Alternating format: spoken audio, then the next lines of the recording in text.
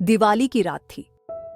8 साल की प्यारी सी लड़की माही अपने दोस्तों और छोटी बहन आशी के साथ घर के बाहर पटाखे जला रही थी।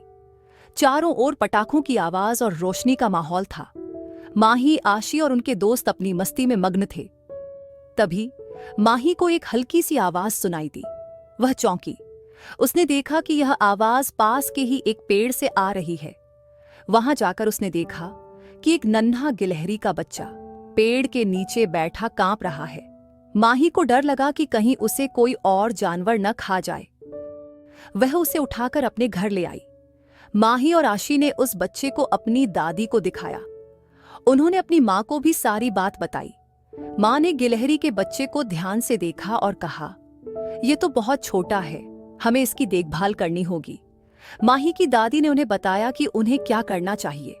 माही, उसकी मां और दादी ने एक छोटे से गत्ते के डिब्बे में कपड़े रखकर गिलहरी के लिए आरामदायक बिस्तर बनाया।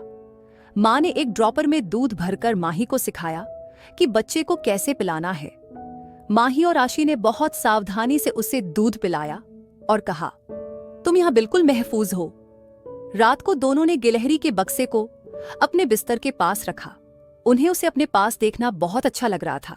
माही और आशी उसे देखते देखते सो गईं। उनके चेहरे पर एक मीठी मुस्कान थी। अगली सुबह माही और आशी की नींद गिलहरी के बच्चे की आवाज के साथ खुली।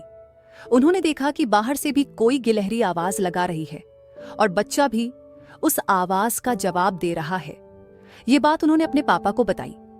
पापा ने कहा, शायद उस बच्चे की मां उसे खोज रही है, हमें उसे बाहर ले चलना चाहिए। आशी ने गिलहरी के बच्चे से कहा, चलो तुम्हें अपनी मम्मी के पास ले चलें। फिर वे गिलहरी के बच्चे को लेकर उस पेड़ के पास गए जहां वह उन्हें मिला था। उन्होंने बच्चे को पेड़ के नीचे रखा और दूर हटकर इंतजार करने लगे। थोड़ी ही देर में एक गिलहरी आई और चहकते हुए बच्चे के पास पहुंची।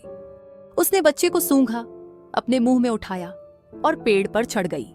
ऊपर जाकर गिलहरी और उसके बच्चे ने नीचे की ओर देखा, मानो उन्हें शुक्रिया कह रहे हों। माही और आशी की आंखें खुशी से चमक उठीं। घर आकर उन्होंने सारी बात अपनी मां और दादी को बताई। उन्होंने कहा, तुमने उस बच्चे की जान बचाकर उसे अपने घर लौटा दिया। माही आज बेहद खुश थी।